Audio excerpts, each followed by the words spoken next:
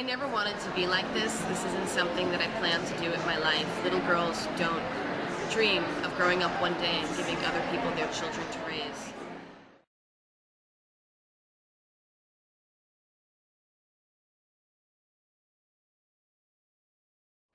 My name is Bernadette. I live in Fairfax, Virginia with my wonderful partner and my cat.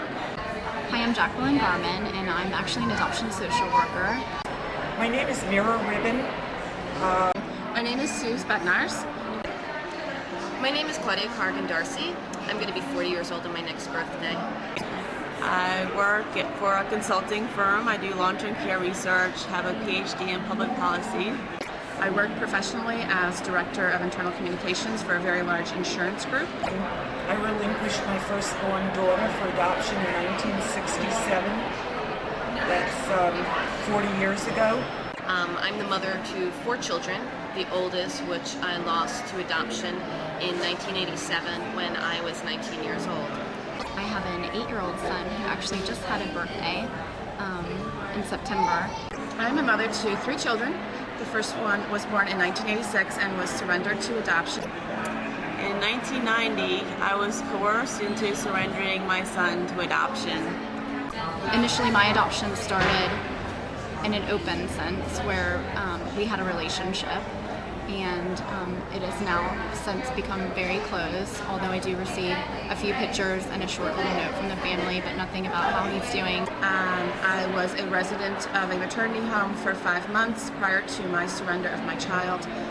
Prior to signing the papers, I was not given any legal counsel. I was not given any advice or suggestions or information on what the actual process was. This is me and my son. I only saw him for the 2 days that we were together in the hospital, and this is the picture of us the last time that we were together.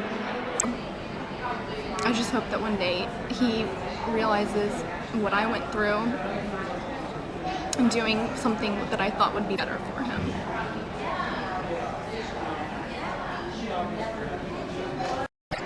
While I wasn't treated badly by my agency, there were definitely certain things that were completely wrong. My agency was very enabling in letting my child's father get off scot-free and did not tell this 19-year-old person that really the moral and ethical thing to do would be to inform this man that his only child was about to be born. But just the way they treated me, it's as if I carried something for them, that my uterus was used for their sole purpose, and that they did me a service. By taking your son? By taking my son.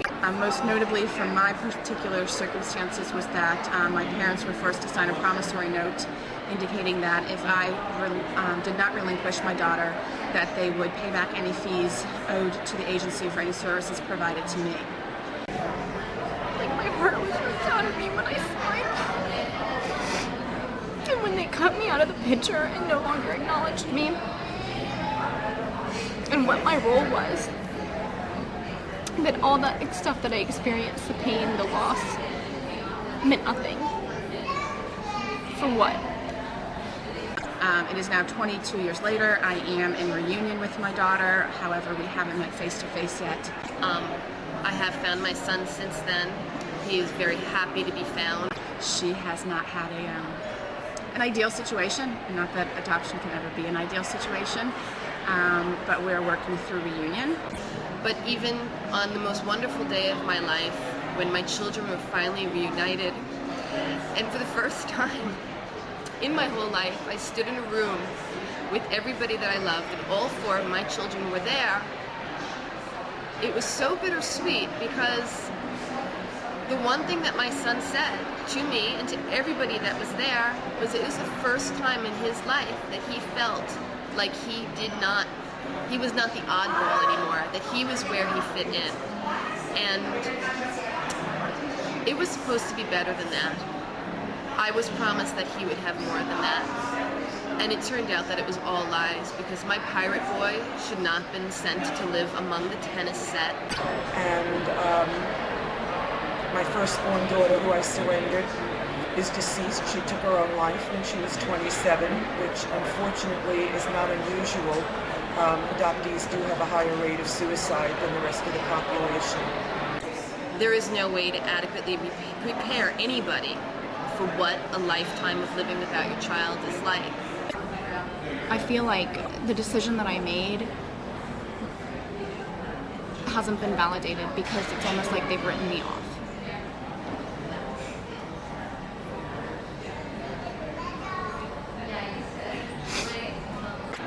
Losing my son was totally devastating. As far as how the adoption has impacted my life, it personally impacted every single aspect of my life, from my sleep to my eating habits, to the man I chose to marry, to the career I have, to the homes I have purchased, to the friends I have selected, to every aspect of my life was impacted significantly by the trauma of losing my daughter to adoption. Losing my son was totally devastating. And it makes sense to me. I don't know if it makes sense to other people, but to me, I live with it every single day. It affected every single aspect of my life. It affects my children to this day, something that I would never have imagined and was never prepared for. Totally devastating.